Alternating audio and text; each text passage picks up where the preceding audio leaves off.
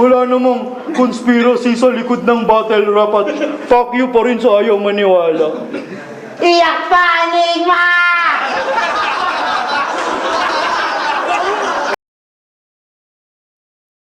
Sobrang dami mong kakaguhan na nagsimula sa mga bagay na akala mo lang simple. Dahil kung di ka nagpasugal ng laban namin ng Apex, malamang bumabattle pa rin dapat dito si Kadiente. Botanong Horado, 3-2, advancing sa final. Magingay, para kay Goryong Talas.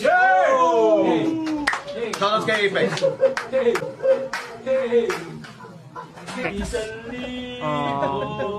First two rounds, dikit talaga para sa akin. Sa round 1, lumamang si Goryo. Siguro naging mas nanatripan ko yung mga naging suntok ni Goryo sa round 3. Pero yung sa round 2, Apex yung round 1 para sa akin. Yun, bago po magsimula, may pusta ako kay Jay Black. Ang Botanong Horado, makakita talaga kayo ng bias 3-2, magingay para kay Slack 1. Oh, sabi nila eh. Paano nangyari yun? PGS!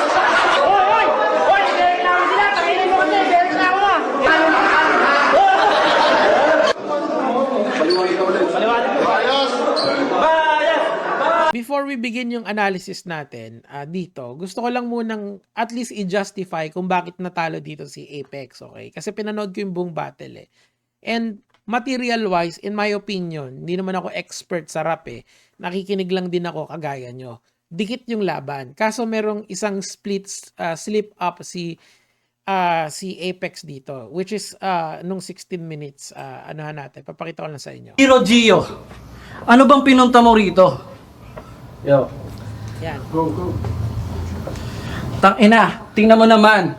Sabi ko kanina. So, kung doon yung basihan natin, doon sa portion na yon, si Apex kasi dire-diretso yung pyesa niya, in fairness sa kanya. Si Goryong Talas or si Spade, dire-diretso yung pyesa niya. Kaso si banda rito, si A to the Z, medyo nag-choke siya. Pero sa konting-konti lang yun eh.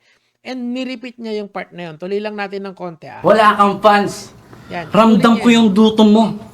Kung alam mo lang, di pa tapos yung round 1, ang sarap na ng tulog ko. Di ko na malayan, 10 minuto na pala ako nahihimbing ko. Hindi pa sana sa ads na Lazada, hindi pa sana ako magigising. Yan, inulit niya yung part na yan eh para yung momentum bumalik eh. So kung dun yung magiging basihan mo, kung dikit yung pyesa nila, siguro may slight advantage talaga si Spade. Now, I am saying this to justify kung bakit nanalo rito si Spade, okay?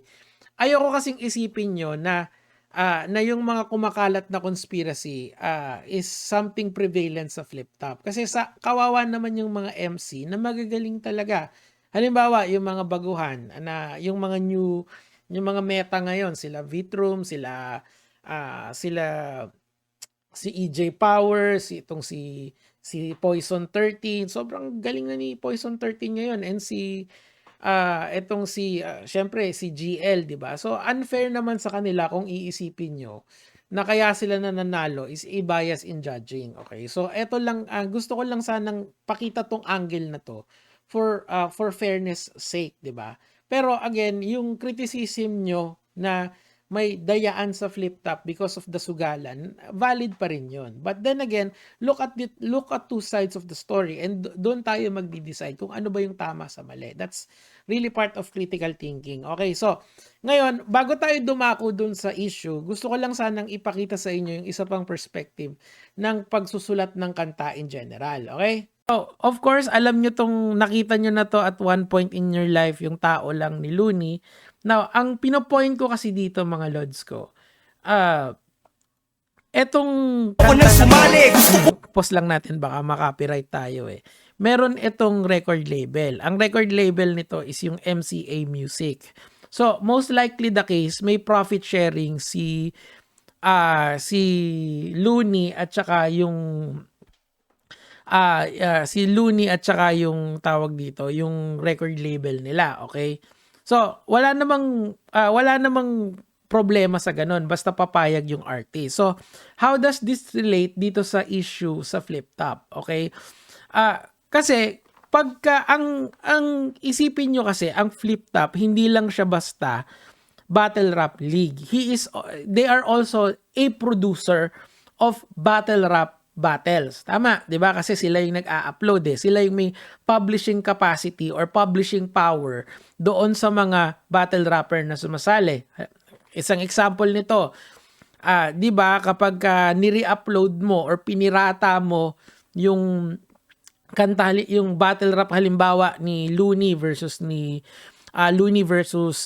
sino ba kalaban ni Looney? Saito, 'di ba? Ni-re-upload mo sa channel mo or sa YouTube page mo, 'di ba? Magkakaroon ka ng notice, ino-notify ka ni Kuya Kebs, tapos tatargetin yung re-upload mo, 'di ba? So ibig sabihin, they have intellectual property ownership doon sa battle rap na ginawa mo. Now, balik tayo dito sa perspective ng Flip Top at saka ng battle rap. So sila yung may publishing power na maglabas ng mga battle raps. And yung mga sulat nila Apex, nila Spade and all the battle rappers, ang may intellectual ownership nun is hindi na yung rapper. Kasi yung tao lang ni Looney, meron siyang porsyento doon kapag pine-play yun sa radio, kapag pinoproduce, kapag nagpo-perform siya, may kikitain siya doon. Tapos kapag nakakabenta yung record label nila ng records, di kikita si Looney doon. Pero etong sa Flip Top, wala nang kita yung mga battle rapper dito after nilang magtanghal. After nilang maglabas ng i-spit yung rounds nila at i-upload to sa Flip Top, tapos na yung talent fee na lang yung aasahan nila and yung clout na makukuha nila sa Flip Top. So kita nyo yung disparity nito kasi ito yung isang magandang ginawa ng PSP. Ang ginawa nilang partners yung mga battle rappers nila. Ibig sabihin may porsyento sila in perpetuity as long as nasa PSP platform yung mga battles nila. Pero sa Flip Top hindi ko alam kung ganun ba rin yung ginagawa. Most likely hindi kasi first time nating marinig yung ganung business model sa battle rap and especially nung PSP days lang. Dito kasi hindi. So I am just saying sa inyo na napaka-importante nitong panalo sa battle rap nitong mga rapper na to. And kapag pinagpupustahan yung kanilang mga pinaghirapan na isusuko nila pagkatapos ng battle nila sa Flip Top, di parang tinaihan nyo yung trabaho nila. So that's the point. Nakita nyo, monetarily lugi sila dyan kasi yung ownership ng intellectual property nila surrendered na sa Flip Top yun. Pero yung kanilang kita nagdedepende kung gaano sila pini-perceive as a good battle rapper, 'di ba? Swerte si Apex kasi, miski natalo siya rito, si Apex pa rin siya. Ibig kong sabihin, alam natin na magaling siya, 'di ba? Hindi nagma-matter kung kung isa buhay champ siya or hindi. Parang si Tipsy D at saka si Sinyo kasi we know that they are good. Pero paano yung ibang mga battle rappers na yung perception sa kanila is tied sa battle rap record nila. Kuha ba? Ng Flip Top at saka ng battle rap. So sila yung may publishing power na maglabas ng mga battle raps. And yung mga sulat nila Apex, nila Spade and all the battle rappers, ang may intellectual ownership nun is hindi na yung rapper. Kasi yung tao lang ni Looney, meron siyang porsyento doon kapag pine-play yun sa radio, kapag pinoproduce, kapag nagpo-perform siya, may kikitain siya doon. Tapos kapag nakakabenta yung record label nila ng records, di kikita si Looney doon. Pero etong sa Flip Top, wala nang kita yung mga battle rapper dito after nilang magtanghal. After nilang maglabas ng i-spit yung rounds nila at i-upload to sa Flip Top, tapos na yung talent fee na lang yung aasahan nila and yung clout na makukuha nila sa flip top. So, kita nyo yung disparity nito kasi ito yung isang magandang ginawa ng PSP. Ang ginawa nilang partners yung mga battle rappers nila. Ibig sabihin may porsyento sila in perpetuity as long as nasa PSP platform yung mga battles nila. Pero sa flip top, hindi ko alam kung ganun ba rin yung ginagawa. Most likely hindi kasi first time nating marinig yung ganung business model sa battle rap and especially nung PSP days lang. Dito kasi hindi. So I am just saying sa inyo na napaka-importante nitong panalo sa battle rap nitong mga rapper na to. And kapag pinagpupustahan yung kanilang mga pinaghirapan na isusuko nila pagkatapos ng battle nila sa flip top, edi parang pinaihan nyo yung trabaho nila. So that's the point. Nakita nyo, monetarily lugi sila dyan kasi yung ownership ng intellectual property nila surrendered na sa flip top yun. Pero yung kanilang